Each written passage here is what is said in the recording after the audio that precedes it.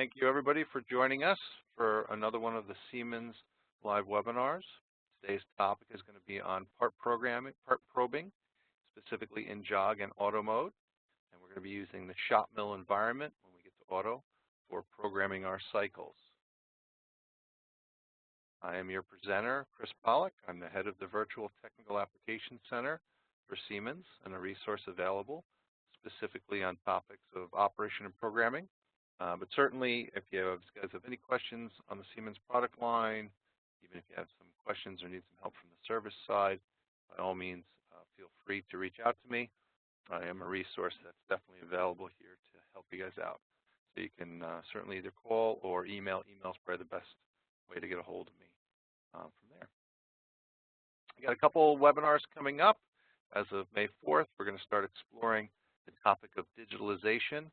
Some of us also hear that as the Internet of Things or Industry 4.0. So we're going to start to show you some of the functions that Siemens has in our portfolio that really speak to this topic of digitalization, and also show you that you might actually be a lot closer than you think you are.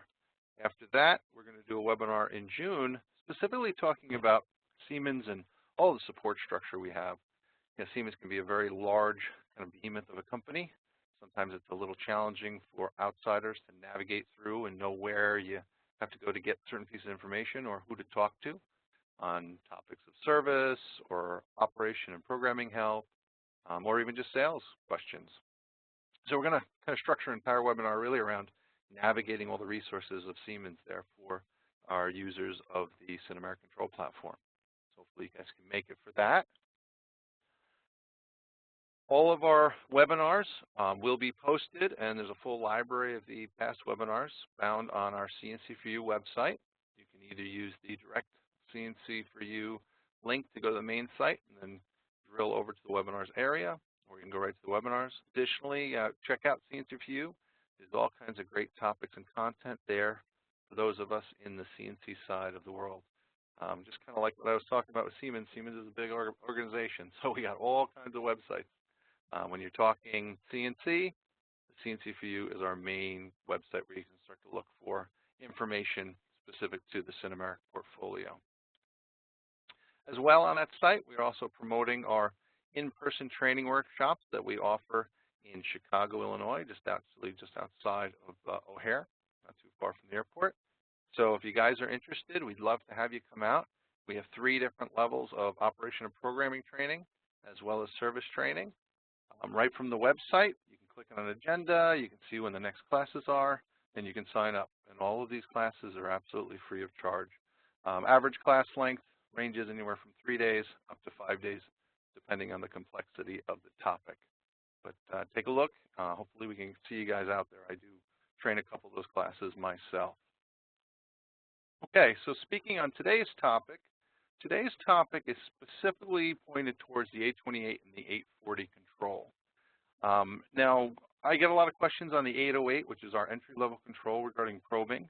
The 808 can do probing. It has the ability of supporting 2 different probes, part probe and tool probe, but you're not going to get the cycle support that you're going to see in the 828 and the 840. So really, the bulk of the functionality we talk about today is tilted towards the 828 and 840. I'll probably end up doing a webinar specific to the 808 in the not-so-distant future to talk about those topics for those of us that are using the 808. And really, the big thing here that we wanted to do is I wanted to kind of get into not only operation of a part probe, specifically in Jog and how do I set up a Jog, but how do you calibrate the probe? How do you set up the probe for use? And then how do I kind of take it to the next level? How do we go from using it in Jog as a simple setup tool to maybe adjusting for misalignments during our manufacturing process, QCing midstream while we're running production, and specifically if I'm writing my programs conversationally on the shop floor. So that's what we're going to look at today. We're going to start with the Jog environment, setup, talk about calibrating, show you how to set up a probe, and then we're going to transition over to actually using that probe in a real working programming environment. Give me 1 sec. I have to reply to one of our attendees is having a little technical problems.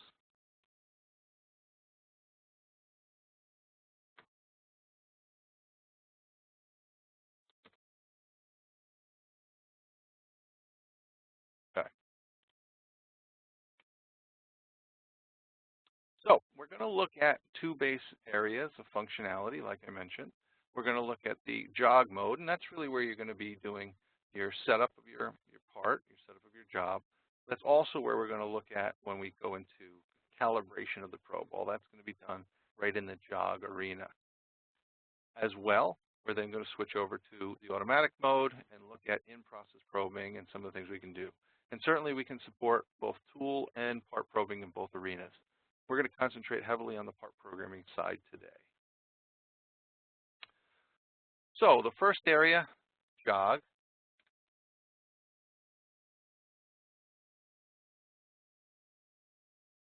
Sorry, I got distracted. So I have a couple guys that are texting in, so it's a technical issue. So first and foremost, when we get to using the probing cycles in the jog area, we do want to take a look at one of the functions or the options. Now, when it comes to the 840 control, you're going to get the full library of cycles as a standard function within the jog mode. In the 828, however, there is an option that I just want to point out called our extended operator functions, or the P16 option.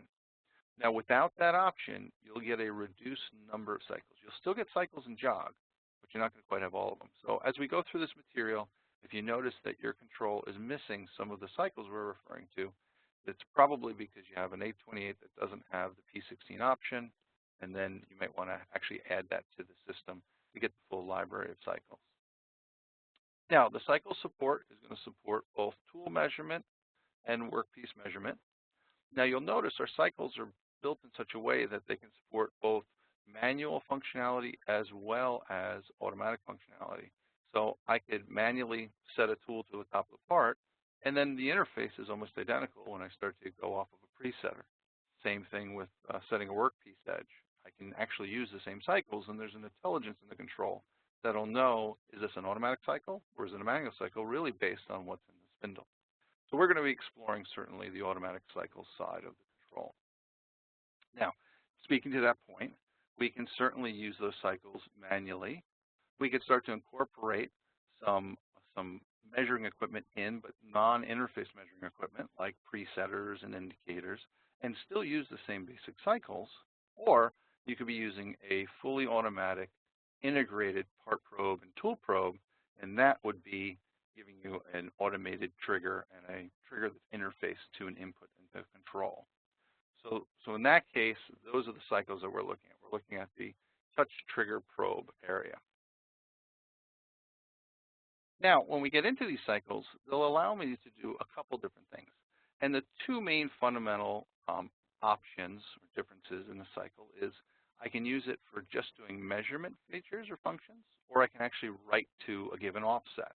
And you're going to get an option when you go into these different cycles that'll say measure only or work offset. And measure only is really just for doing a check.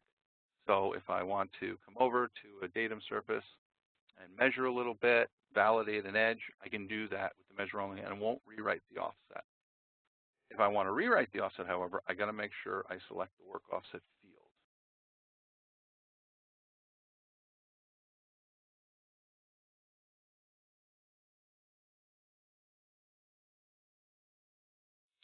Okay, so here is the full library of cycles we do have available in the jog screen, and this is specific to the jog screen.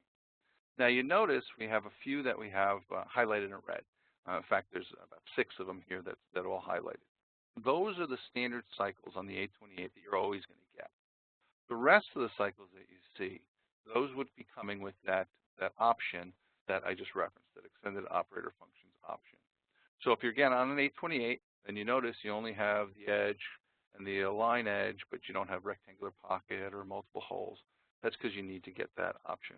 In the 840, this is the full library you're going to get. So you see that we give you a full array of cycles. And these cycles have been developed and written and optimized by Siemens for the Sinumerik control. So they're really the best scenario for utilizing probes in our control system because we wrote them purposely built for our Sinumerik control. Doesn't mean that we can't use other cycles, but these are the cycles that were designed and developed directly by us and supported by us. Now, the cycles can adapt.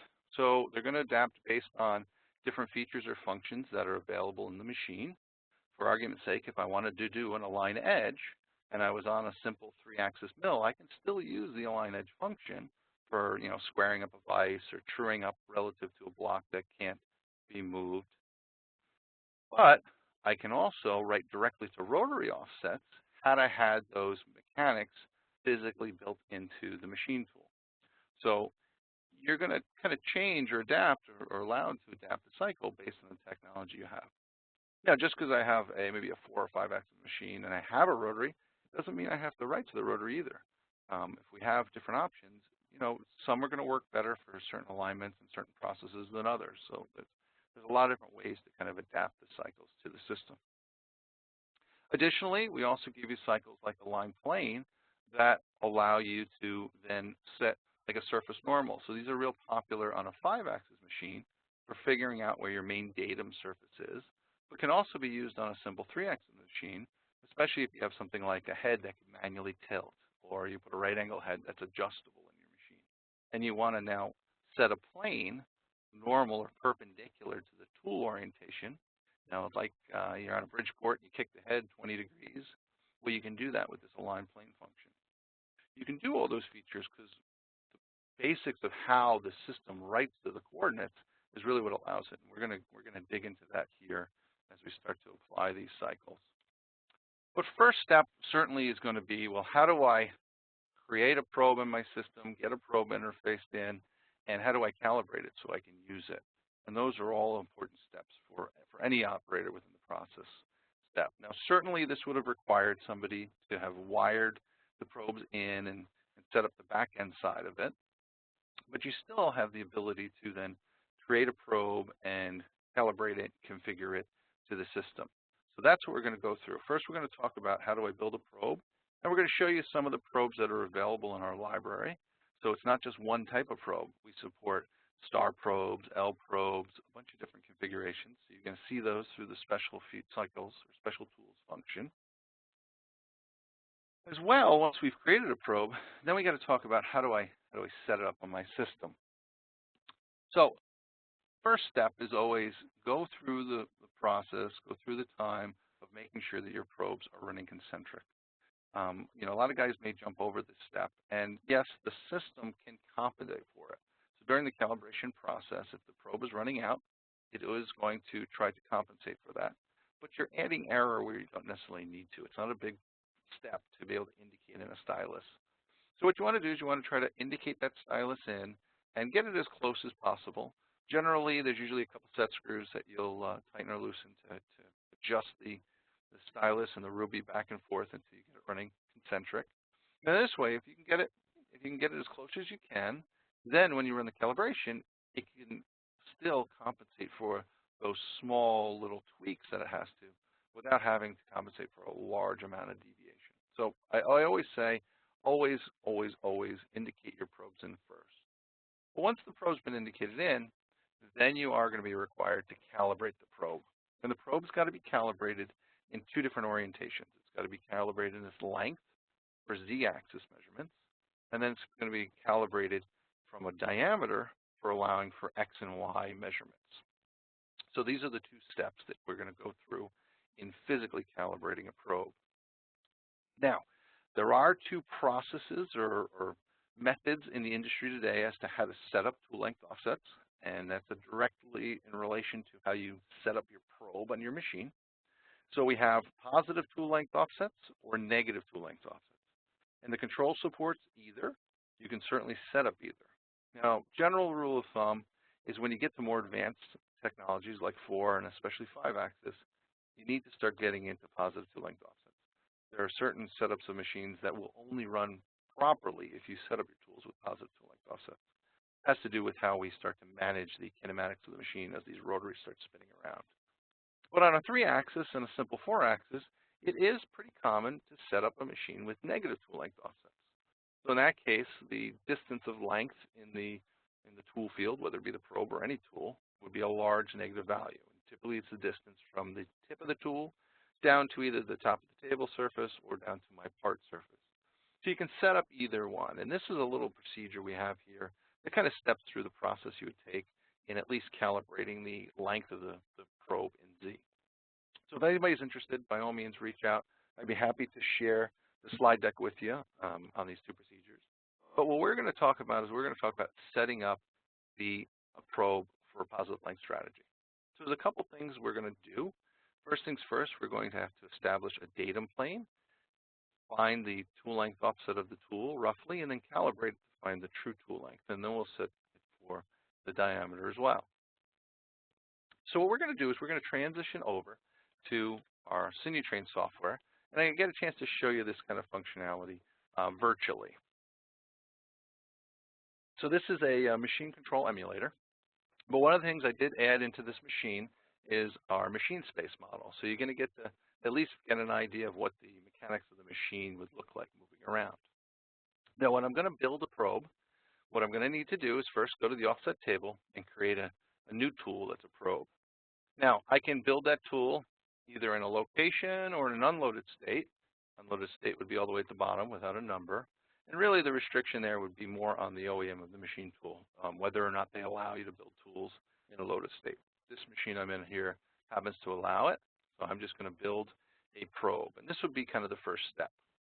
So I can certainly pick the 3D probe from my favorites library, but if you go to special tools, you'll see the entire library of different probes we have. So we have a 3D probe, and that would be your general probe that can actuate or move in all three directions of motion, or all three axes. So it can take a measurement and deflect in both X and Y and in Z. Now, if your probe maybe can't move in one of those directions, then you want to be careful. Sometimes those are going to be set up as a mono probe, but some builders still have you commission those as a 3D probe. So you will want to reference either the probe manufacturer or the OEM if you happen to have a probe that doesn't allow full three axes of motion. In our case, we're going to use a standard 3D probe. So I'm going to say OK. Now we're going to give it a name. And the name is just like any other name of a tool. We can call it anything else. So I'm going to call mine, maybe it's going to be my sample probe. So we've named it. Now I do want to give it a rough length here. So this could be as coarse as just take a simple tape measure and go from the gauge line plane out to the tip of the tool and give yourself a rough estimate. So let's say I was to measure this probe up and I noticed it was approximately 5 inches. And then I want to put in what the ruby or the stylus diameter is on the probe. So for argument's sake, maybe I'm going to tell it it's 1/4 inch. Now these numbers are going to get adjusted as we start the calibration process. Now before I put the probe in the machine spindle, I do need to come up with a datum surface that I'm working off of. So in a positive tool length configuration, what we want to do is we want to work from the table surface, and we want to set a work coordinate at the top of the table surface. So on my machine, I'm actually going to come down, and we're going to move the machine down and set it. Now I want to make sure I don't have a tool in the spindle, which I happen to have. So let's get a tool out, and I'm going to datum. There we go. Enables on. No tool in the spindle. We're going to establish a work coordinate relative to the top of this table surface. So that's going to be as simple as just moving down and physically touching a known dimension or a known value. So let's say for argument's sake, I move down, get close to the table, and I know that I'm off a set gauge block distance. My machine, I happen to set up, so at the bottom of its travel, I'm physically 2 inches off the table. So I knew that because that's how I set it up. But really, I could be using a 1, 2, 3 block, a little lighted presetter. Now, when we're setting this gauge line, if you have HSK style tooling, you're going to go right off the face. If you're using CAT style tooling, the gauge line's actually up inside the taper. So it's really up to you if you want to work off the face of the spindle or not. But if you don't work off a true gauge line on a CAT 40, then you won't be able to take tools that were preset externally of the machine and bring them in. So the tools would kind of be specific to just that machine. But if you're keeping them just on the one machine and you're doing the tools there, even in a CAT 40, you can work right off the face of the spindle. So you bring this spindle down to this known datum. Maybe I had a little gauge block here, 1, 2, 3 block. And now I'm going to set a work coordinate offset there. So I'm going to go to the jog screen, just go to set work offset. And now I'm going to tell the system, based on some work coordinate, I'm just going to grab a work coordinate of something I know that doesn't have any offsets in it. So I know 520 is empty. So here, I'm going to be telling the machine or the system that I'm 2 inches off of that table surface. So now I have a known dimension. So what that did for me is that now calculated that the work coordinate offset for 520 is negative 21.6613, and that would be the distance. Had I moved my head all the way to the top, that would be the measurable distance from the face of the spindle down to the table surface. I now have a known datum, and then this is going to be where I'm going to calibrate that tool off of. So the next step, once I set up my offset, is I can physically load the tool into the spindle. So find your probe that you just created, my sample probe, do a tool change with TSM or MDI, however you like to do it. And once the tool's in, now we're going to go into the machine. Here we see I got a probe in my spindle. The machine space model doesn't show you holders, just shows you the tool. And I can now jog the machine down close to the table surface. And you're only getting close. Now, how close do I need to get? A lot of that will depend on the way the builder sets up the machine. There are a bunch of machine parameters that'll control its measured distance and whatnot. So if you don't get close enough, you go to Calibrate, it says it didn't trigger, and you notice that sure enough, it didn't go far enough down. You might just have to jog it a little closer. So, get down half an inch or so is usually pretty good. So there you see, I'm just off my table surface. All right. And now we're going to go and we're going to use the Calibrate function. So back in Jog, under the Measure Workpiece field is where I find a button called Calibrate Probe. It's the upper right-hand horizontal soft or vertical soft key. Calibrate Probe button brings me in and now allows me to calibrate in 2 different scenarios. So generally, I usually calibrate the length first, and then I go back and calibrate the radius. You can really do either or, it doesn't really matter, but you have to have done both before you can fully utilize a probe. So let's say, for argument's sake, I calibrate my length right now, and I forget to calibrate my radius, and I go to do a measure in Z, it'll work. But if I try to do a measure in X or Y, it's going to tell me the probe hasn't been calibrated in that direction. So it's important to go through and do the whole process. Now, when we get into the Calibrate Probe, you do have this option of being able to select which data set or parameter records we want to write to. So this might sound a little funny, and a lot of times you don't even see this visible on the control. A lot of builders just hide this. But what this does is this actually allows you to, during calibration, write to a unique set of parameters. So the calibration data isn't linked to the tool specifically in our tool table. It's actually writing to backend variables, machine parameters. So I have to make sure that when I calibrate the probe, I go off a known set of parameters. Now, generally, if you got one probe in the system, you're not doing anything fancy, always leave this at 1. However, if either you have maybe a couple different probes in your machine, maybe you have a real long stylus for getting down into bores, or you have something like an L probe, and you have a regular probe, well, now you're going to keep track of which of the 2 or which of the numbers you use during calibration. Additionally, another area I like to use this a lot, even when I have a singular probe, is I might set up a probe and have 2 different calibration records for 2 different feeds of measurement. Right? Maybe I want to have a higher feed measurement that can be a little coarser, knowing it's not going to be as accurate at a high rate of speed because of the triggering of the switch. And then I can have a different set at a low speed. And then I can jump kind of between the 2. So there's a lot of things you can do if you do have this field up. Again, simple starting with it, keep it at 1, you can move from there. Now, I'm in position. I do have to tell the system what the datum surface is I'm touching. So now remember, we set up the work coordinate for 520, top of the table is going to be 0. So that means I need to put 0 here.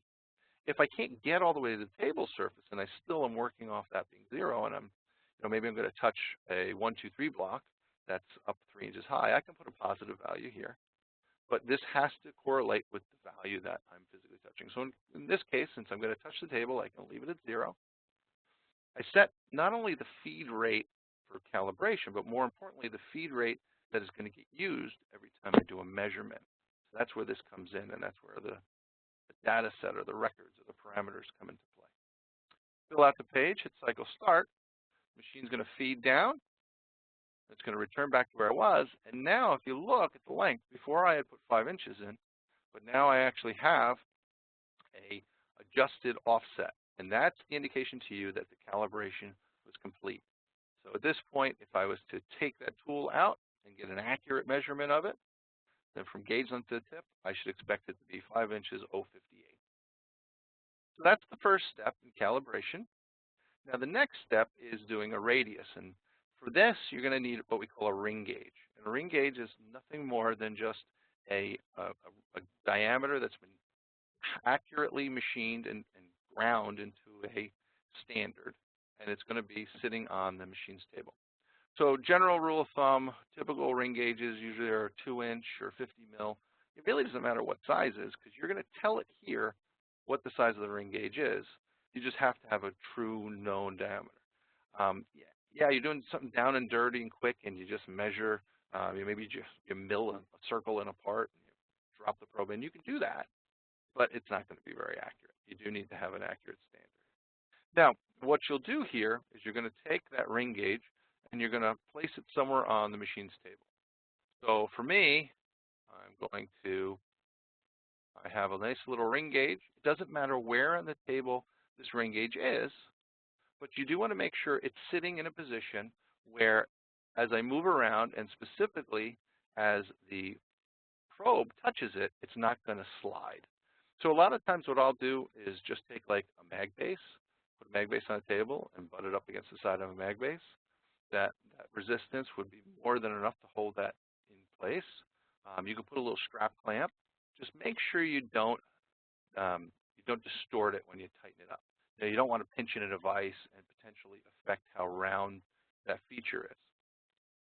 Now the next step is really just kind of manually move the probe over, and you want to put the probe in the hole, and you want to roughly, again I say roughly, get the probe positioned in the center of this ring gauge. There I just lined it up with my X. Now I'm going to line it up with my Y. I'm going to put it in here, and then I'm going to drop it down into the hole. So if I look, I'm going to zoom in here a little bit. Boom. You see that I have a probe sitting roughly in the center. Probably could go back a little bit more in the Y. Roughly in the center of this standard, this ring gauge. Now once it's there, now you're going to go back to Jog, or in Jog. Make sure you're picking this diameter portion. We're still in the same area, which was Calibrate Probe diameter. Give it the known diameter. Keep a consistent feed rate strategy from the linear calibration to the diameter calibration, and just hit cycle start. The machine's going to come around. It's going to take 4 measurements. Since it knows the true diameter, this is where it can calculate the physical ruby size. In this case, it calculated 2659, and it can also figure out if there's any concentricity physical stylus and adjust for it. Now the probe's been calibrated, so now we can start to actually use the probe to do something. So in our case, I just wanted to kind of show you quickly a couple cycles here in the measure workpiece area. So I'd say the most popular of all the cycles is certainly the set edge function. I mean, how common is it when we're running a machine tool to be able to work from the edge of a surface, the edge of a part? So here we can use our probing cycle in the same set edge that I would have been using when using a manual edge finder or just touching with the side of an end mill. But now the cycle becomes automated because it knows there's a probe in the spindle. As well, you can go into features like the align edge function. Here, this is very popular in a 5-axis machine when I'm trying to set a datum edge, but it's super handy even in something as simple as a 3-axis mill when I want to rotate the coordinate system to align to a skewed vise or a large part piece of stock that's bolted to my table that I can't manhandle and get it straight to the X or the Y axes. You don't have to, in the Siemens control, align the part mechanically. You can just allow the machine to align to that surface with something like an align edge. So I just wanted to show you guys how and where these offsets start to write to. So when we're using the set edge function, what I'm going to do is when I'm back in just the standard measure workpiece, you're going to start to see the library of measuring cycles you have. Now, you notice some have a little gray triangle to the right, and the set edge does not. Well, that's because the rest of these, you can change the hotkey. So you see how I happen to have two hotkeys with the same exact selection? Well, they're only going to show the last one I chose. So when I go into the cycle, I'm going to get a pull down. I'm going to get a ton of different measuring cycles. That's all the different cycles you saw from that library. Well, whatever one I used last, that's the one that stays in this button. So you can customize these 5 different buttons to be your most common cycles. But the set edge is always here, and when you go into it, you don't have the ability of selecting a different one. So you would physically have to just do the set edge with this one. Now, the set edge allows us to take measurements in X, Y, or Z. It allows us, with the measuring direction, to choose what direction of motion the probe's going in. But if you notice, if you've used these cycles before with the manual edge finder, you used to have a set work coordinate button here. Now that button's no longer there because it's waiting for a cycle start. So by simply positioning the probe close to the part, so for argument's sake, let's say I wanted to move the machine, refresh my screen. So let's say I wanted to move the machine and I want to find the side of this vise, right? So you're just going to position the probe somewhere close. So you're right over here. And I just want to have it in a position where I know that once it starts to move, it's obviously going to collide with the surface. So in this case, that would be a problem, right? So let's go over. Okay. So, oops, sorry. You zoom back in. If you double click, it goes to the standard original view. Okay. So now I'm sitting in a position where if I start to move, it's going to collide with the side of the device. So I want to take a measurement moving in the plus direction of X. Now, the gap distance I need, again, there's a whole set of machine parameters that set up all these values. So this could change from machine to machine. Different builders might put a different default value. So just get on the machine, get it close. I would say generally you have at least a ½ inch or so of motion there. It's probably pretty common for builders. But once you're in position, you're just going to make sure that the screen is set that the location of the probe matches the physical location that you're about to measure in. And you control that by the direction and your axis. And then you tell it, what is that edge going to be considered once the measurement's done? It's going to go back to this position. But notice here, currently I'm sitting at 11.5 because I have no offsets in for this work coordinate. If I hit cycle start, system makes the measurement, it turns back. Now it's saying, okay, I'm about 900 thou to the negative. And if I look back at my picture, I would buy that. That's probably about 900 thou off. Okay, so that's how we can start using it. And then that's going to work the same way, really, in a lot of these cycles. Now, some of them will be fully automated. So here I would just roughly position the probe in the center and then fill out this page and hit cycle start. And it'll take all its 4 measurements. Others I may have to do manually. So like another one I use all the time is our spacing 2 edges. And what that allows me to do is that allows me to take 2 measurements, and then between the 2 measurements, it'll allow me to set an offset dead center of those 2 measurements. So if I want to find the middle of a block and I don't want to let it do it in all 4 points, like the spigot cycle would, the rectangular spigot, I can do this. Now, it's going to be, I manually move it just like you saw, cycle start, and it'll take the first measurement. Once it's done, so if I did it right now and I let it take a measurement, once it's done, you see how it says save P1. I then have to jog manually over, position it on the other side, cycle start again. It'll save the blue, and then there's a final button, set the work coordinate, which writes the offset. So there's a couple extra steps. So depending on the strategy you choose, it may be completely automated, or it may be a partial automation. You know, it's that balance. How much data do we want to have you put in before things get too complicated? You know, for me to move from this position to that, I'd have to have the width and the height. It's just as simple to have you roughly get it close, take a measurement, get it close, take another measurement, and go. Now, the next cycle that is real important is the align edge. And the way the align edge works is I can rotate the coordinate system based on the measurement of 2 points. So just like we saw before, I'm going to roughly position, say I was going to hit that vise that we have on the table. I'd roughly position a point that would collide. I'd press cycle start. Machine's going to take a measurement. Now, if I look, the diagram told me to move from the left to the right. Whenever you see our little help screen, if it shows you a sequence of orders, like I'm measuring between two boards, and it has me starting from the left board going to the right, I would always recommend following it.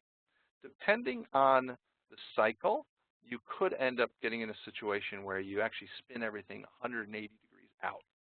So if you follow it, it's just going to be a lot cleaner. Would it still work? Yes, but everything might be spun backwards, especially on a 5-axis machine.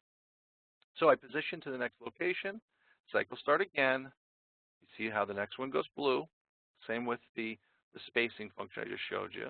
And you do have to hit the set work coordinate when you're ready to write this offset. Now, this offset is being written to the coordinate rotation because that's what I had selected. Remember earlier I showed you the cycle, and you could write directly to a rotary axis if you had one there. If you don't, you'll only be able to write to the coordinate rotation. You say set work offset, and now you're going to get a little symbol showing you that there's a rotation value written right here, as well as a number of degrees. This is your reference. But where did that write? And this is kind of what really starts to make the Siemens control kind of unique compared to a lot of our competitors. Something as simple as a work coordinate. Traditional CNCs, we're used to being able to do maybe a linear shift in the work coordinate. And if I have a rotary, putting some kind of a rotational offset. But we can go a little further. So not only can we do coarse adjustments here, we can do what we call fine adjustments. So that would be like a little incremental shift of this offset. And when we get to the measuring cycles, you see I can write to either or. But if I hit the detail screen, I can see I can do rotations about a linear axis. And since this isn't requiring any specific rotary to occur, this will work on a 3-axis machine as well as it'll work on a 5-axis machine. Same scenario, I can do scaling and mirroring at the work coordinate level. So I want to just kind of show you how this functions a little bit. I'm going to put a much larger number in here, kind of make it look a little more dramatic. But once there's an offset there, the system, the coordinate system, kind of gets spun. So if I was to jog the machine right now, physically, just the x-axis is moving, all right? So if I start moving it, physically it's moving, but if I see in my display, I get two numbers changing. So looking back at our graphic here, and I just want to shut off my collision avoidance so I can show you what's going on, right? So looking back at my machine model, as I jog, and I'm going to just jog kind of in relation to the vise so you can see the vise.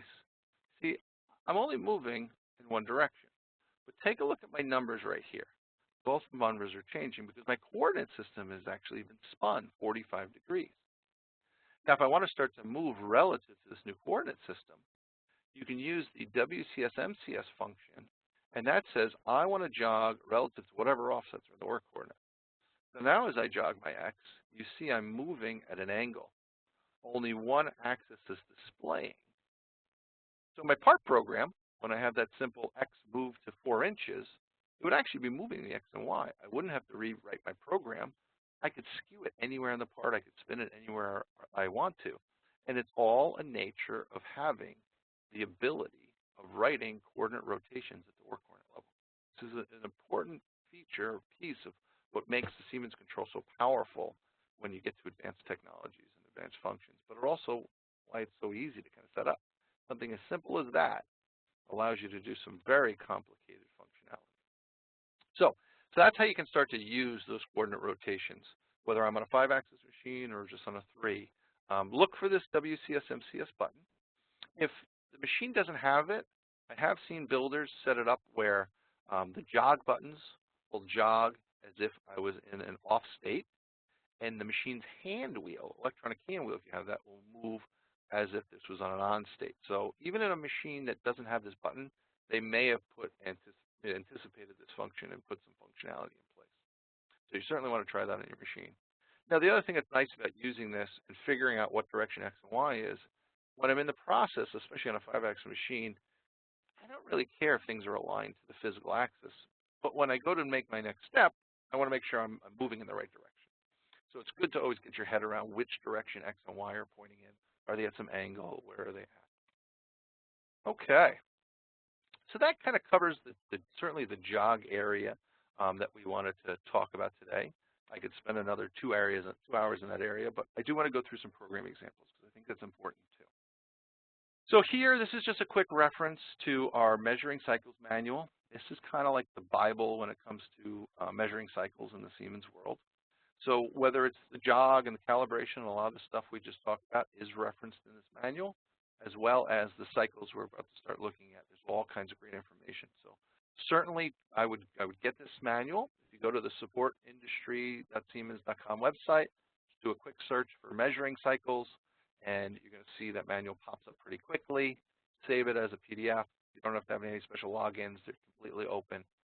The other area this is good for those of us that do CAD/CAM post-development. If you go into the cycles manual, it will give you a full breakdown of the cycle string. So if you're writing the G-code cycles from a post-processor, and you got to know what each variable in that long cycle string. See, those of us that program at the control, we have the luxury of having the conversational input screen that pops up when I'm going to propagate fields. When you're writing a post, you don't have that luxury. It doesn't exist there. So check out the manual. Later down in the manual, towards the end, it has the breakdown of each cycle and tells you what each variable is within that string. But for us, again, we're talking about conversational, and we're talking about probing in automatic now. So this would be actually, I'm running a part and I want to go probe. Now, when it comes to in-process probing, which we call it, or probing in automatic, it does require an option. So for both the 828 and the 840, you do have to have the P28 option. And that's the license option you see right here. Now, your OEM may have equipped it as a standard feature in your control, or it might be bundled in when you get the measuring, the probe option. That's really up to the OEM. But out of the box, Siemens control, you would have to add this license option to be able to do in-process probing. Everything you saw in Jog prior to that, that's all standard. Other than maybe a reduced number of cycles in the 828, you can still do all that stuff out of the box from a Siemens control. But when you get to this mode, you got to have the option. Now, previous to our latest interface, which is what we call Operate, specifically before the software version 2.7, our macros, we had macros, but they were pretty complex. One, they didn't have these data masks you see here, these conversational input screens, available. So you had to write everything longhand G-code, and you had to set up all kinds of variables prior to the cycle call. It was pretty complicated. When we came out with Software 2.7 and Operate, which, boy, was released probably around 2010 or so it's been out for quite some time, that was where we kind of revisited and revamped all of our measuring cycles and added this newer functionality.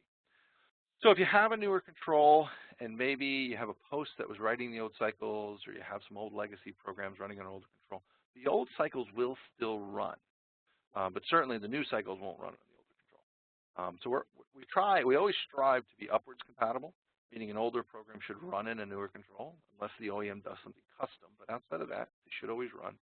But we're never backwards compatible. The minute we try to make ourselves backwards compatible, we're limiting our functionality. Now, the cycles are supported in both ShopMill or Program Guide, which is G-code. But what you'll see in ShopMill is we give you a few extra fields to fill out, a few different features to have than you would have in Program Guide. So presetting, there's a couple of features you're going to start to see here that are incorporated there. Now, when you're using Workpiece Measurement, you can actually do a couple different things with it.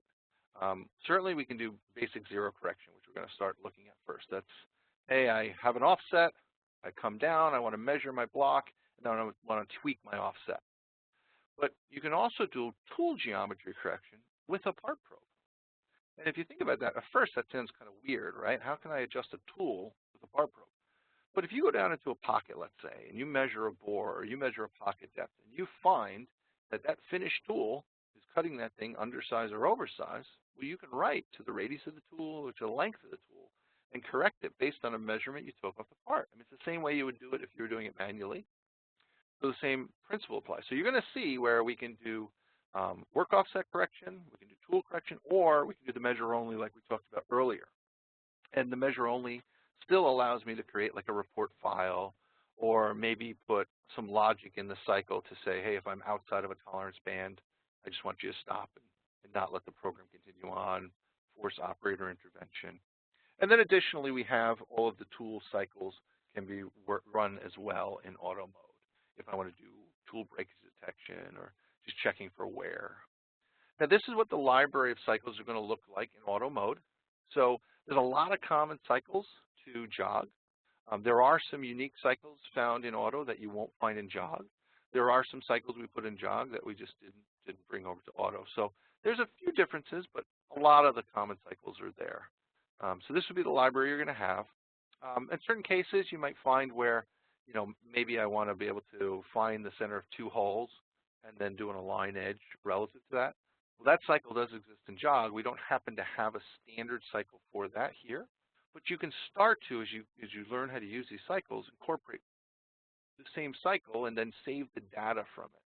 So I could drop into a bore, and instead of writing an offset, I could just save the variable. And then I could go to another bore, make a measurement, save that result, and then do some simple mathematical calculations to put a rotation in or something. So there will be cases where you're going to use the cycles in conjunction with maybe doing some simple math or writing to some basic variables. So it's good to get fluid with variable-based programming when you get into this type of functionality, especially when you get to more advanced stuff. So the first thing we're going to do is we're just going to come down, we're going to touch the top of a blank, and we're going to set a 0 on the top, and we're going to find the center of the block in X and Y. And this starts to show you the mechanism of these cycles. So first things first, I want to find the top of the block. So this would be where I would use the set edge function. And set edge gives you a couple different options here. I can do a singular edge measurement, my align edge, find the distance between a web, either outside or inside. So we're just going to go to the simple set edge and then use a z-axis strategy to come down and touch the top of the part. Now here I see I can do tool changes because I am in ShopMill. So I would select the tool that I want to load. I'm going to pre-position the probe inside the cycle. So that's new compared to the G-code side. G-code, you would have had to do the tool changes and the pre-positioning all prior to going into the cycle. Here, you do it right there in the cycle. Then I pick my strategy. So am I doing a measurement? Am I writing a tool or measure only the work coordinate? As long as I pick work offset, I'll tell it the offset I'm writing to. Do I want to write to the coarse or the fine field? Now, you may find that the way the builder commissioned the machine, you don't have some of these options. Well, all this stuff can be turned on or off in the back-end machine parameters. So certainly if they overlooked it, maybe they didn't give you the option of writing to coarse just fine. That can be changed and that can be turned on. Usually what I always suggest, though, is there may be a very good reason why the builder didn't want you to do that. So I would reach out to the OEM first, and if they don't know, certainly reach out to us and we can steer you in the right direction as to what variable. Or if you are the OEM and you don't know why they overlooked that option, it happens a lot too, just reach out to us and we can tell you how to turn these functions on or off. Then you set your direction and your axis of measurement. And then where am I going to measure to? That's the Z0 datum or field. You have a slowdown distance, which we're going to talk about, and then just a tolerance band for the measurement. From there, when I want to find the center of it, I'm just going to use the spigot function, and that's going to allow me to measure 4 sides of a rectangle and then write the offset. So here you'll notice that the cycle looks very similar to what you just saw. There's just going to be a couple extra fields that we need to know. What's the width? What's the length? If things are skewed at an angle. But we try to keep everything is very consistent from cycle to cycle, so you don't have to learn a lot of new features. So this is what the program is going to look like. It's going to be a couple lines of code. It's going to allow me to come down and find this feature. So let's start writing it. So here, I'm going to create a simple part program. We're going to do a new part, and we're going to call this example 1, let's say. I'm going to set up basic block. Let's say this is a 4x6 block. I'm going to use the center to be 0, 0. I'm going to use G54 to be the offset that I previously set up. And then what we're going to do is we're going to write to a different offset and get a chance to see how I can actually get this data to be written somewhere else. Top of the part, maybe what my flank thicknesses, where do I want to retract during the measurement and when I'm done, safety distance, all this stuff's the same as a normal ShopMill program. Now to get to the cycles, I need to expand my horizontal keys over, and I go to the Measure Workpiece button. Now if you don't have the option, Measure Workpiece and Measure Tool will not exist. You do need to have the option turned on to see these two buttons. Once I'm there, you can do probe calibration in process, so the stuff we just saw before in Jog could be done here. Generally not, though. Usually you do that as an initial setup. But here I can go to the edge distance, pick my edge, and now it's a matter of grabbing my tool. So here I'm going to use my positive probe I built earlier. Now this one had been set up, and when I calibrated, I used data record 2. So make sure you pick that. Now if I pick the wrong data record and you go to run it, it may actually know that and catch you. So it depends on how the thing was set up. If you start to use these different calibration record sets, just pay attention. You might even want to put a note in the name which record you chose. Give it a location I want to move over to. So, let's say for argument's sake, in this case, I'm going to do a Z measurement. So I'm going to do a Z negative measurement. A lot of times I like to set this first so the graphic kind of matches what I'm doing. So maybe I'm going to just center in the middle of my part, but I'm going to be up about an inch off the part. So she's going to wrap it to this location. Now I can choose what my strategy is. Am I measure only, writing a work offset, or writing a tool offset? I'm going to do a work offset, and then I can tell it where do I want to write to. So let's say for argument's sake, I'm going to write to offset G510. And which field do I want to write to? Is it a coarse offset or a fine adjustment? So if I'm writing to the work offset that's already loaded, a lot of times I like to write to the fine. So this way I can still see what my adjustment was, right? If I'm compensating for thermal expansion over the length of a day, then I may need to go back to that original offset once the machine cools down. If I'm writing to a brand new offset, then I'd want to write to the coarse. Again, the axis I'm measuring, the direction of motion, what the surface is going to be when I've done my measurement, what my slowdown distance is. So what will happen here is you just want to make sure that this value, an incremental value, but is obviously less than the distance from where I started to and where I ended to. So it's just saying, hey, I'm coming down to rapiding to 1 inch above. I'm going to move, in this case, to ½ inch, and then slow down to the probe calibration feed rate. We calibrated earlier, I think 15 inches a minute. So that would be the measurement speed. And then I can give a tolerance in here. So, maybe I want to say if this thing is outside of a 2 thou tolerance band, I want you to flag and stop. You say accept, and now it actually has enough information here that we could run this as a part program. So if I was to start this, so let's zoom in here for a second. Just bring it in a little bit closer so you guys can see it. So let's say we run this program. So now she's going to go up to tool change, put the probe in, comes down, and in this case it's saying, hey, you have error here. So there's a 7,000th error from where I was expecting to go to where I actually went. Now, on a machine with a properly calibrated probe, this is going to be much closer, obviously, unless things have moved. In Sinutrain, because it's just kind of mimicking a trigger switch in the back end, it's not uncommon when you're playing around with this in Sinutrain to just have to use a little larger tolerance. But once you get out to the machine, certainly you want to make sure, if you want to know that if it's outside of 2 thou, tell me. So that's where that tolerance band comes in. So here you'll notice if I broaden up the tolerance, cycle start, let's do our measurement. Now it made it all the way through. So what did it do? Well, if I look at that G510 offset, now I still have G54s loaded, right? That's my active work offset. Choosing the G510 in the cycle isn't going to load it. It's only going to write to it. So just keep that in mind. If you're doing this and then you want to activate it, you will have to activate it separately later. But if I look at my 510, now here I had some arbitrary values in here. Let's just zero all this stuff out and rerun it and watch what happens. So there you see it wrote, and there's some slight discrepancy.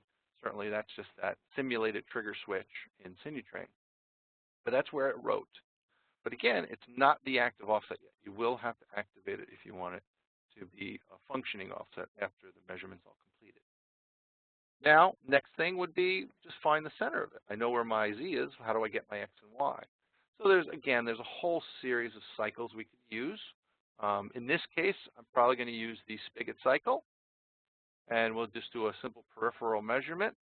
So my probe, where do I want to pre-position? So here I'm getting a little bit closer, 100th thou off my part, because I know the top of my part now. I'm going to write to 510, the same offset. I'll write the course. I want to give it my width and my length of my feature that I'm measuring, if it's tipped at an angle. And I do need to tell it how far down the probe needs to move. This is the DZ. So in this case, it's an incremental value from where I was sitting. So you see, I have a value of 750 here. It's not going to move negative 750. It's actually going to move down to negative 650 because I was 100th thou off. Again, it's just an incremental value. You can set up protection zones. So if there's areas that it could potentially hit something, I could tell it that. Then I can give it an overrun mount. So keep in mind, I gave the true dimensions of what I'm measuring here. I got a 4x6 block. By giving it this DF, it's saying I want to go an extra 1/4 inch on either side before I let the probe drop down in position and then measure back. Then again, this is my tolerance band. I fill out the page, I hit accept, and now we should see a complete measurement. So if we run it, finds the top, finds the center.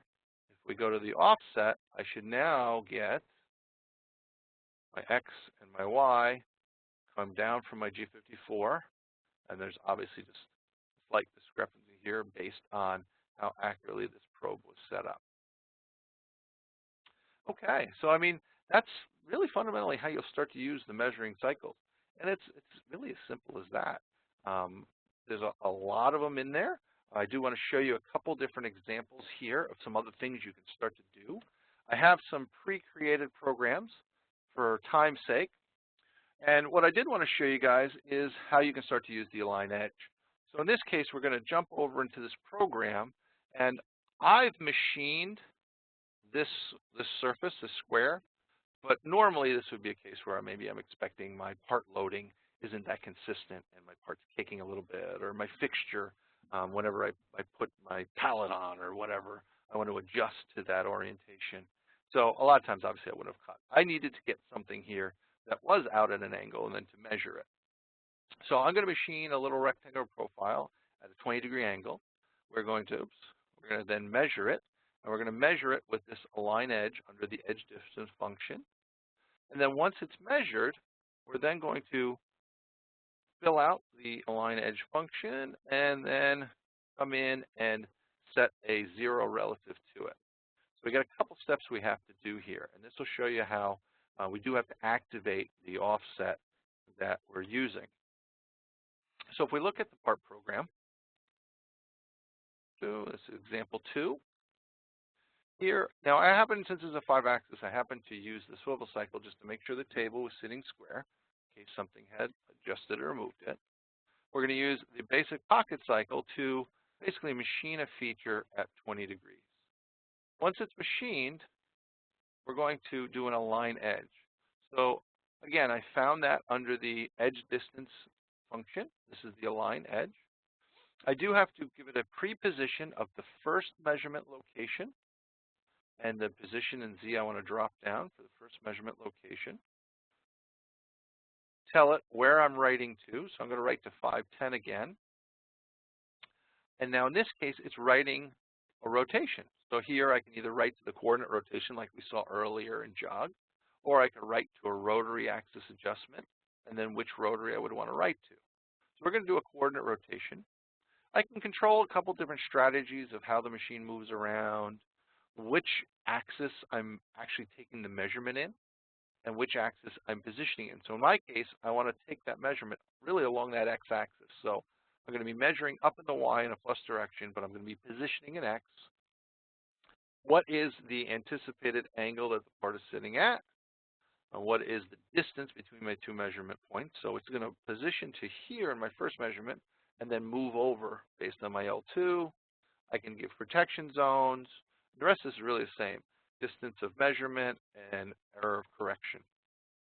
Once this has been done, now it'll have written a coordinate rotation into the G510 variable.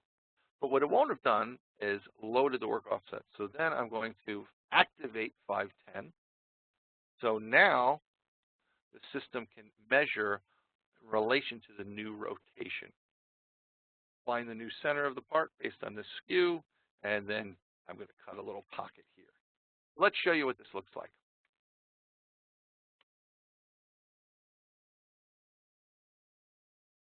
Okay, so here, I'm going to slow her down a little bit. We just machined a little profile, and now we're going to come down to that first position, and we're going to take two measurements. So it triggered my two measurements, and now you see how my X and Y measurements are tipped at the 20-degree angle? That would only happen, as well as this pocket machining at 20 degrees, would only happen based on that rotation being written. Because if I look at the program, you'll see that physically I wrote everything as if it's still straight. I don't have any tip here. I'm not rotating. I'm physically telling it I'm square. I'm straight on my table. You know, this pocket's not at any kind of an angle. That's 0. So why did it move the way it did? Well, because when I did the coordinate rotation, it calculated a 20-degree angle because it measured off those two features. I happened to have machined at 20 degrees. It wrote it to the offset. Then I activated the offset. So if you're doing processes like this where you want to do a quick little alignment of a part at the beginning of your part production run, I would say right to the active offset that you're using. If you choose a different one, then you got to remember to load it. But if you're doing quality checks, then it's kind of sometimes it's nice to write to just a secondary offset that you're not using, and then you can kind of do a comparison of the two. Or you can do a measure only, write to a report. I mean, it's a bunch of different ways you can kind of methodize this stuff. But that's fundamentally how it's working, how we're going to start to, you know, and it's pretty common to join a few cycles and chain them in a row like that. Now, one of the things people always ask me when they start to get into measurements like this, and especially when they get to more complex machines, is what happens if my table on my 5-axis isn't sitting at its normal G17 orientation anymore? Can I measure in relation to that? And the answer is absolutely yes. So what happens in the system, as long as you're driving your motion with our dynamic fixture offsets, which we call our swivel cycle or cycle 800, the measuring cycle will run in all those directions. Now, what's interesting in it, you can see in this little GIF I got running here, it's taking a measurement in the y-axis twice, but it's actually setting the y-axis once and the x-axis once because it's tracking that the platter spun 90 degrees. So here I just got a simple little program, and I kind of wanted to show you how this mechanism would work. Now, why would I want to tip a rotary like that to take a measurement? Well, something as simple as maybe I can't actually make the measurement in the G17 plane. Let's say we machined a block, we machined all the perimeter, we're grabbing in on something on the bottom. Now we're going to flip the block over, clamp it, but I have rough stock all the way around the perimeter because I got a 1/4 inch lip or 100th thou lip on the bottom of that part. Well, I don't want to measure and center off of the non-machined surface, but how do I get to the machined surface? Well, I tip it at 90 degrees. I make the measurement that way. So here, if we look at the part program, you'll see that physically I am going to be writing to, and I used a couple messages here, but we're going to be using G511 and 512. So 511 is going to set the initial G17 orientation, and 512 is going to take the measurements in a rotated plane, and then we can compare the two. So if I come in, I just want to run it real quick so you can kind of see what's happening. So all we're doing is we're going to grab a probe, a basic block, speed a little bit, comes down. It's going to find the top of the part. It's going to find the center. That is going to write to 511. Then the next step, we're going to flip it up with cycle 800, our dynamic fixture offset. We're going to take a measurement, and I took a measurement in X. But since it's a dynamic offset, it's actually setting the Z-axis when I measure in X because it knows where it is. It's tracking properly. Then we're going to take a measurement first in Y without rotating the platter, and then a second time in Y, rotating the platter 90 degrees. And that's going to give me a Y measurement and then an X measurement, never actually moving the X-axis. And then I'm going to let it go back to just a safe location. So if we watch this, all right, and if we take a look at our offsets, we're using 11 and 12 is what I said. So I'm going to get rid of all the offsets in 12. And let's start to run it. So machine's running, it's doing its measurement. It's going to get to a program stop here in a second. So it just updated these offsets. You might have noticed they changed very slightly. Again, this is the trigger difference with Sinutrain. So now we just set that. So now we're going to flip her 90 degrees and set the Z. So see here, it wrote the offset. So it took the measurement in X, but it's writing the Z field. Now the next measurement was that first kind of web measurement, right? And that's going to write the Y-axis. And then it's going to spin the platter 90 degrees, and it writes the final X, making all of our measurements. So once you enable dynamic fixture offsets, you can use our cycles, and our cycles have been written to be able to track and compensate for that. And when you get to using third-party cycles, that can be very challenging. You know, our cycles have been written and optimized for this control for all sorts of different orientations. So by all means, I usually always recommend, if you can, I would use our cycles in either of the process steps. And everything I just showed you, that holds true for Jog as well. So you can go to the swivel cycle in Jog, right? We have a swivel cycle here. It allows me to move things around dynamically. So I could tip that platter up 90 degrees and take that measurement just like you saw and write that. So I don't have to do that in a part program. I can do that in Jog. But you do have to use the swivel cycle or cycle 800 to do that type of tracking. Now we got a little bit more I wanted to talk about here. And really the next thing is, you know, we're talking about measuring results. So how can I start to capture some measuring results? And how can I kind of get them out of the control? And what can I do? So there's a couple options here, a couple different things I could set up. And one of the things is, a lot of this stuff is newer to the 4.7 version of software. But this in case what I'm showing you is not actually specifically the next one is. But I can set up what happens during my measurement in auto mode. So this machine parameter, this 55613, this is what controls what happens on the display. So remember earlier, I put a real tight tolerance and it gave me an alarm. Well, it only gave me the alarm because this parameter was set to a value of 4. So display measurement results of the cycle alarms. It alarmed out, it displayed. But you can do a couple other things. Certainly, if you never want to see the alarm message come up, you can set that to 0. You can have it always display the measurements for 8 seconds and then continue running.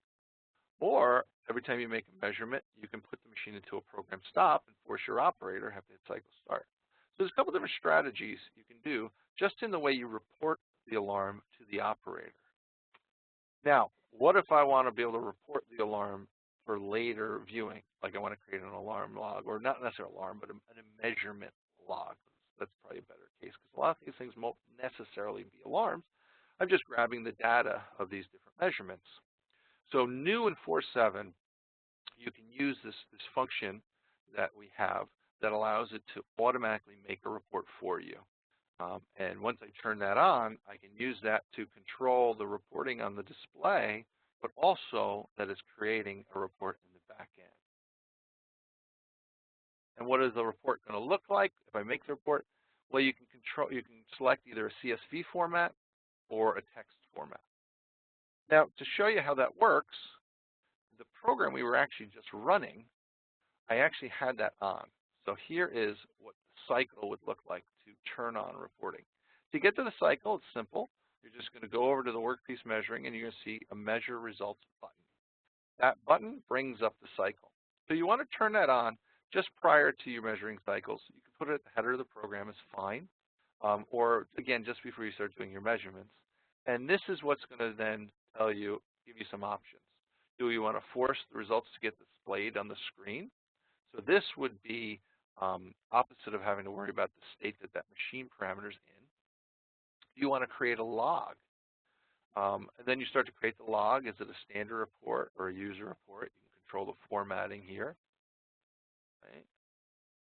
What is the format, CSV or text? Do I want to append or new? That means, do I want to keep adding to the report after every measurement, or do I want it to rewrite the report every time? So a lot of times I find myself wanting to append because I want to get a history. Then you can just point really to what directory you want this to write in and what's the name of the file. So once that's been set up, it's actually building a file. In this case, I put it to the part program directory, and it's building me a report file. It's viewable on the machine. I can certainly take it out. I had it built the text format. It could be a CSV format as well. We see how I have a lot of different measurements, and if I come down, I can start to see. It gives me a time log. It tells me kind of what was happening at that time, what cycle was being run. If I have multiple cycles, which cycles are being triggered. Now, ShopMill isn't stating back-end cycles. So if you are running it in ShopMill, you kind of got to get used to the cycle name, because it's not going to say edge. It'll say cycle 977, or it's not going to say spigot. If you're doing this in G-code, certainly you're used to seeing that cycle name. That's about the only difference. But this is building that report for us. Now, had I deleted this report and reran, it would just start from scratch. So the report doesn't have to be there. This could be gone. Delete it. I can now say run. Part program. I run this program again. Now it's going to run just from the beginning. Again, just taking its basic measurements like we saw before. Now it's going to set my Z, set my Y, set my X. I just put a little program stop there for myself. And if we go back to Program Manager, you see the new file pops up. It's at the time it is today. And now it's just going to show me my set edge cycle 978. And there's my measurement going to 511. And there's your 511 setting your spigot, right? Cycle 977. And then it's going to show us doing the 512. What's the result there? And then so it's a quick way to start to capture reporting data. Now, prior to this option, there's a command we use called the write command. You can still use that, but it was certainly a lot more lengthy because you would have to capture and almost pretty much each line you're seeing would be its own write statement. So it got a lot more involved. This has dramatically simplified the reporting side of the measuring system, shall I say.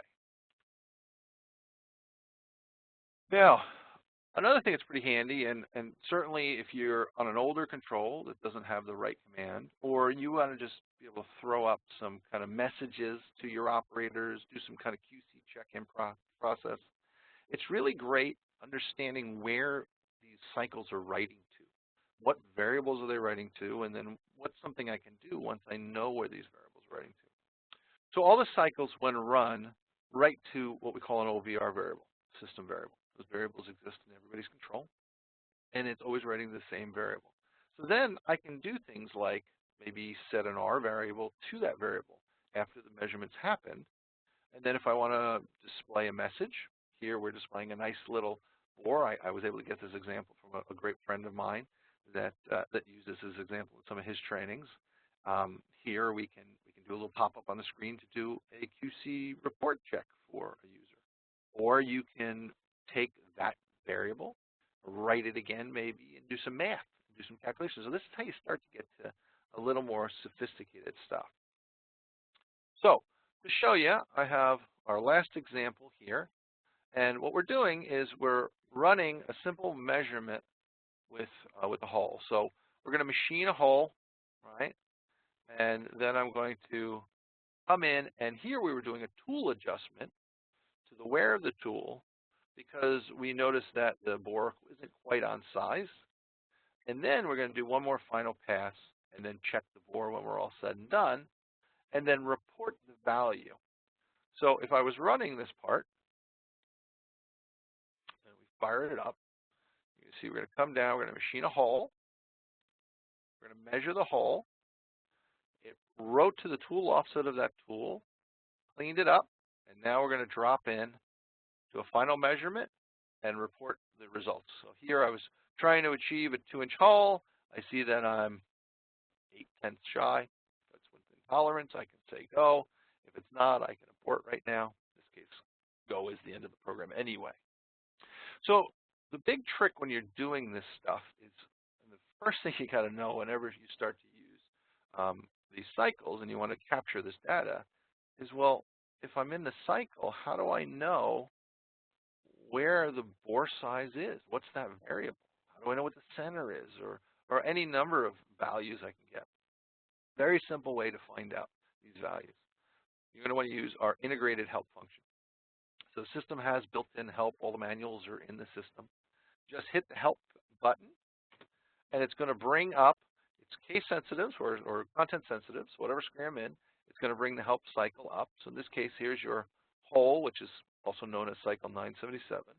So this will tell you what all the variables I was talking to you about today are. But if you go to the very bottom of it, and every time you hit the help button and you're in any one of the measuring cycles, you're always going to see at the bottom result parameters. Let's click a little link, and this is gold right here. Because by clicking on result parameters, it brings up a list of all the OVRs and OVI values and what they mean for this cycle. So OVR4, hole diameter actual value. So if you forget, and you're going to forget, I forget all the time, just do the little trick, hit help, scroll to the bottom, click on result parameters, and then I can go, oh, that's what I wanted. Or no, I actually wanted to know what the center point was in the first axis, which would be X or the Y. Or what's the difference in the hole diameter from its previous measurement? What D number? There's all kinds of data that's being captured. And the more complex the cycle, the more you're going to see here. Now, where are these variables? They're actually, let me just come out of here real quick. They're actually available under user variables, under our GUDs, and I'm trying to remember, I think they're global. Let's forget. Collection, system. Gotta love searches. No, it's not a system. Shouldn't be a GUD8. No. Oh, maybe it's a channel. Nope, nope, nope. Of course, I can never find them. That's why I like to use the other. Data, search. We got lots of variables. System variables, price system. Always going to be the last one you check, right? And there it is. Look at that. So all these variables can be found under user variables, this user variable tab. Our variables is the volatile variables, but then I can dig in and find all these other variables. But it takes a while to dig through all that. And then you still got to know which one. So there's our OVR4 you need it. So you still going to need to know that little trick about the help screen. But this is where we can certainly start to find and see all of those variables that are being written to from a reporting mechanism. Okay, so with that being said, we certainly covered quite a bit of content. So we're now going to open up to Q&A, some questions and answers. So start either firing them in the chat window or in the Q&A window. Either one's fine.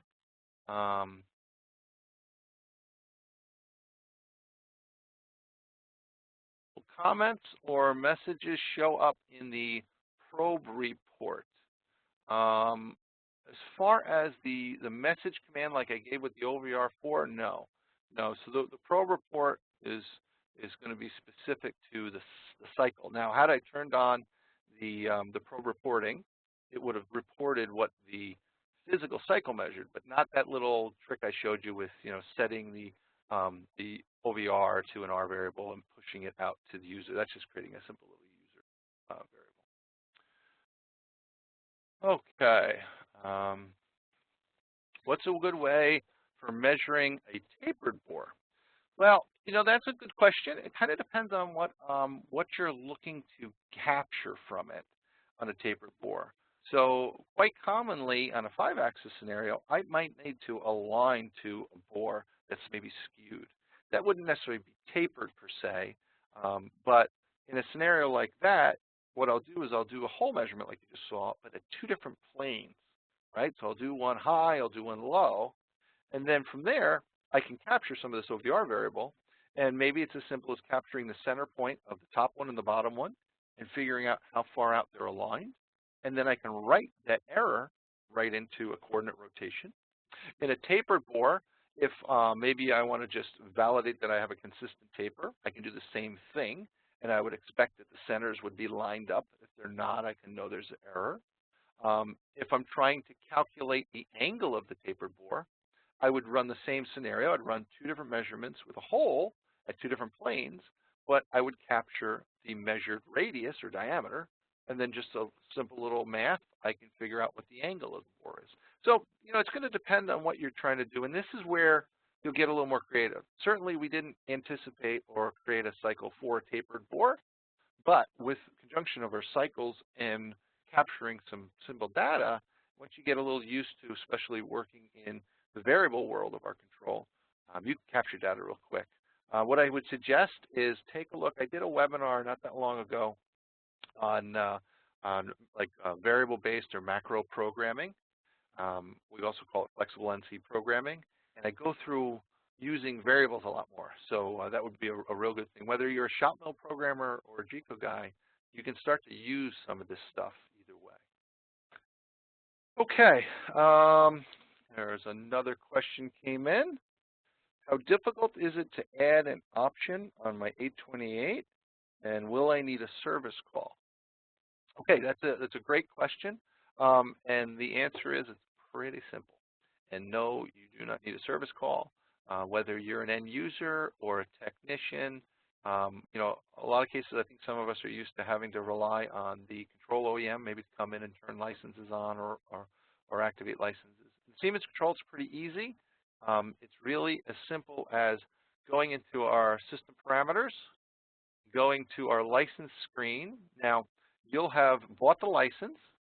You'll go to a little website. You'll use the serial number. It's unique to your CF card in the machine. And we're going to spit out a brand new key. And we give you that key. Once you plug in it's literally plug in a couple numbers in. And you can either save the key and import it in, or you can just type it out longhand. It's up to you. But once that happens, then any option you didn't have before would not have had a checkbox here. And then once you have a license key in there that is valid, the checkbox will be there, and it's up to you to just check the set box and put options on. So maybe you're one of the guys that didn't have all of the cycles in the 828. By all means, don't sweat it. If you want to add it, it's pretty painless. Okay, another question here. If I add a laser tool setter, can I use the built-in Siemens cycles? Okay, so what they're referring to is I didn't get a chance, obviously there's a lot of content in this webinar, to really show you the tool measurement side, but we have a whole series of automatic cycles for tool measurement. Unfortunately, these cycles are designed for a touch setter, and you cannot use these for a laser because there's a lot of different types of lasers on the market, different focal points, different designs, and they require special cycles to be written. So what I'm going to say is absolutely don't use these cycles for a laser. They're not going to work. Even though they'll seem like they kind of work, you won't get any repeatability. You'll drive yourself crazy. These are designed for a physical touch probe. But what I will say is some of the laser or probe manufacturers out there have some great cycles written for our control. One of them in particular is Bloom. The other one's done cycles for us. I know off the top of my head is Marpus, where they've actually added conversational screens. Certainly Bloom I use all the time because they're pretty common to be found on DMG Mori machines. And it really makes a nice simple interface. So I would say if you're looking at it, you may want to just make sure whoever's laser you're looking at that they've incorporated some cycles built in. Now, some of them, like Renishaw, they do everything with macro cycles. The problem is you're going to have to know how to navigate that. Okay. If I want to buy an option, who do I contact? So that really kind of depends on who you are. And what I mean by who you are you an end user or are you a dealer or an OEM? You'll have different sales points. I would say if you have no idea, you can certainly email me. I'd be happy to point you in the right direction. Or you can always call our 1-800 number, and they should be able to steer you in the right direction. Typically, on an end user, a lot of times I'll just direct them over to the 1-800 number, our hotline. The number is 1-800-879-8079. Again, that's 1-800-879-8079. That's a good source if you're not sure who to contact. But if you're a dealer, I would strongly suggest getting a hold of your dealer support representative that's in your territory. And if you don't know who that is, email me. I'd be happy to get you in contact with them. If you're an OEM, we have OEM salesmen. So that's one of the things we're going to talk about in one of the webinars coming up. Okay.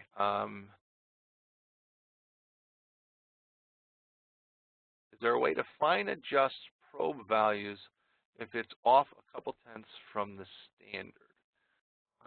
Matt wrote this. I'm not 100% sure I'm following them. Do you want to do the adjustment in the calibration? Or do you want to do the adjustment in like the work offset? Well, either way, you can go in and tweak the calibration numbers.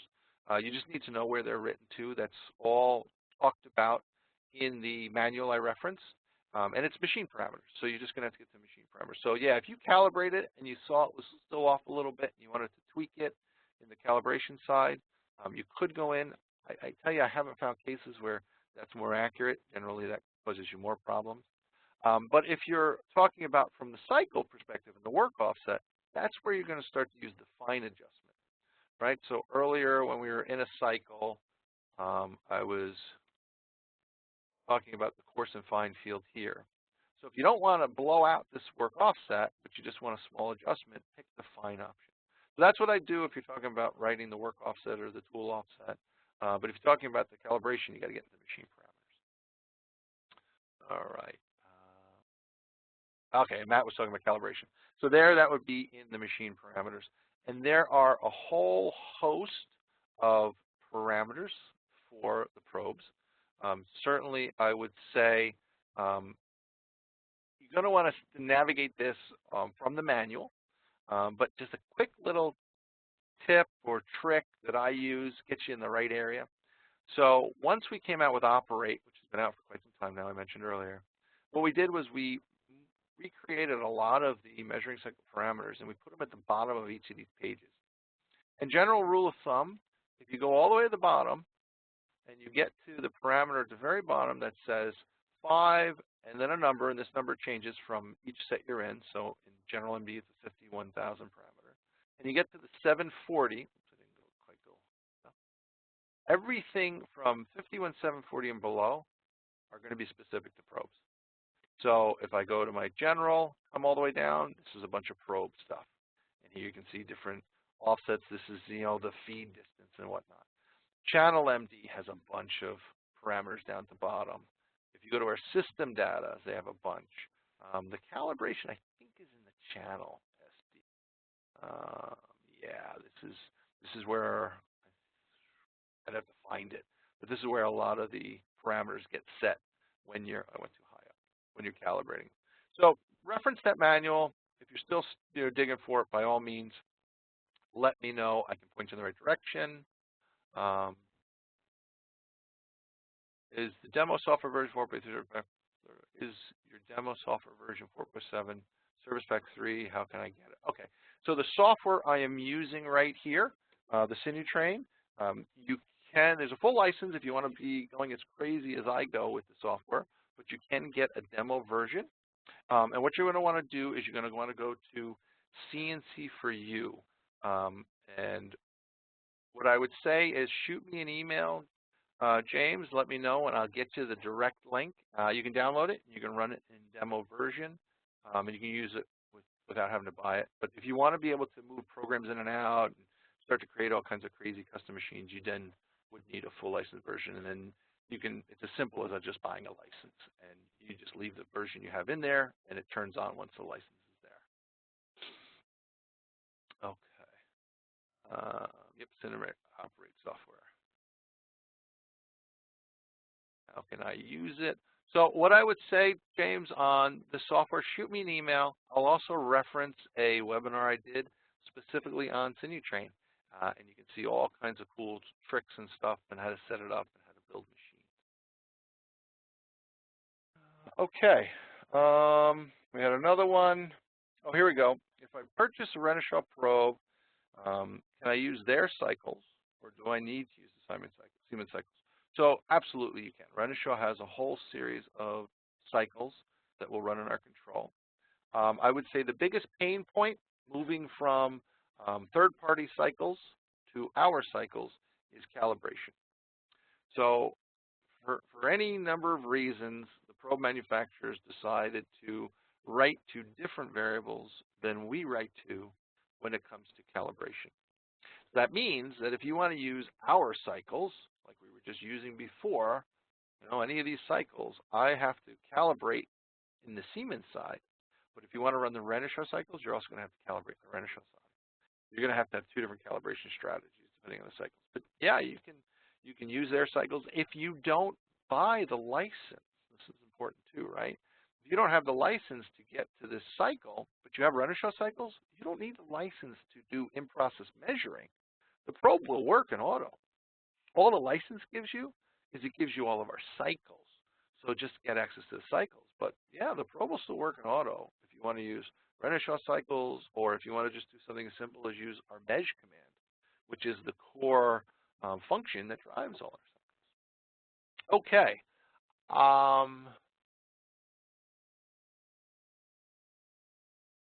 Is there a resonant cycle for datuming a probe on a sphere or a ball? Yes, under the 3D, this is where you go into the sphere or the ball cycles. So here you can do a singular one, you can do multiple balls, and then you can start to do some calculations. Sometimes I find when using tooling balls, guys want to get a little bit more creative than the cycle may allow. So that's where it comes in handy understanding the OVRs, right? So I could do a simple probe measurement, write the data off the OVRs, and again, if you don't remember which OVRs you need, use my little trick, come on down, hit measuring results. It's going to give you all the OVRs that are written to during that ball cycle. That's the tooling ball or the datum ball cycle. And then you do it from there. Now, I believe that's what you were asking about. The other thing he could have been referring to is calibrating in the machine kinematics, and we do have that as well. I actually talked about that in the G. Okay. So with that being said, I think I got everybody's questions. And if I missed any, I apologize. By all means, shoot me an email. I'd be happy to talk to you about them. I'm going to stop the recording now.